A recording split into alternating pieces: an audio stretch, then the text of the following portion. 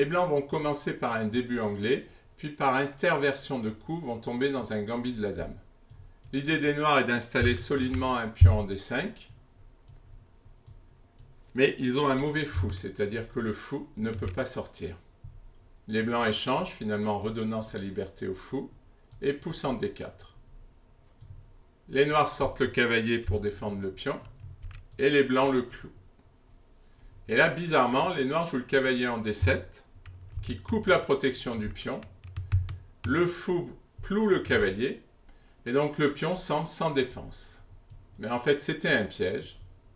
Donc il faut bien compter les pièces. Les noirs gagnent une pièce. Les blancs mangent la dame. Échec. Le roi est enfermé, ils sont obligés d'interposer la dame. Donc les noirs récupèrent la dame, mais les blancs récupèrent la pièce perdue. Malheureusement, à la fin de la variante, le roi prend le fou et les noirs ont une pièce de plus. Enfin, j'ai dit malheureusement pour les blancs. Bon, les blancs vont jouer un peu, ils occupent le centre. Mais là, ils font une erreur, à mon avis. Ils poussent le pion et ils se créent une case faible. Une case faible, c'est une case qui ne peut pas être contrôlée par un de ses pions. Elle est forte pour l'adversaire, qui doit y installer, si possible, un cavalier pour bloquer le pion, pour qu'il ne puisse pas avancer et nous embêter. Et en même temps, les blancs ont un pion arriéré, c'est-à-dire un pion en arrière des autres, qui ne peut pas être protégé par un autre pion, et que normalement, on doit attaquer avec les noirs. Fou C4 pour se développer et essayer de gagner un temps sur le cavalier, mais le cavalier vient en B6, menace le fou et protège le cavalier, c'est-à-dire que si les blancs échangent, ils pourront remettre un cavalier au milieu. Les blancs protègent. Évidemment, ce n'est pas l'intérêt des noirs d'échanger, puisque les blancs reprendraient et retrouveraient le contrôle de cette case avec un centre beaucoup plus fort.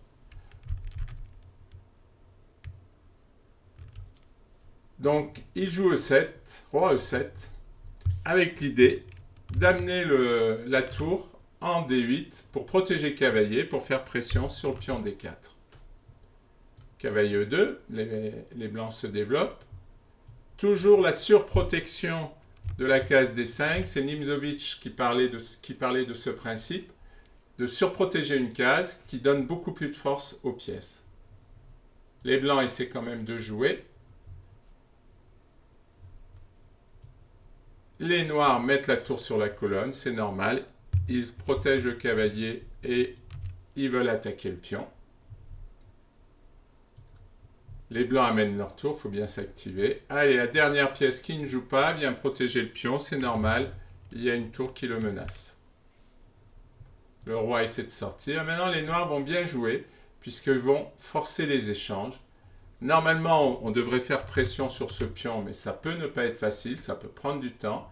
Mais là, l'idée des noirs, ça va être de faire sauter le centre, c'est-à-dire de le faire disparaître, pour échanger toutes les pièces. Et après, avec une pièce de plus, la finale est facilement gagnante. Logiquement, selon Nimzowitsch, il faut reprendre avec le cavalier, puisque le cavalier sera plus fort. Mais pour échanger les pièces, les noirs reprennent avec la tour. Craignant l'échange en D4 qui affaiblirait le pion, les blancs le protègent. Fou G4, faisant un clouage et menaçant d'un nouvel échange de pièces, les blancs se résolvent à échanger. Ils n'ont pas trop le choix, ils n'ont pas trop de coups. Et après, la position va être facilement gagnante pour les noirs, puisque toutes les pièces vont être quasiment échangées et les noirs ont une pièce de plus. On va s'arrêter là parce que la position est facilement gagnante.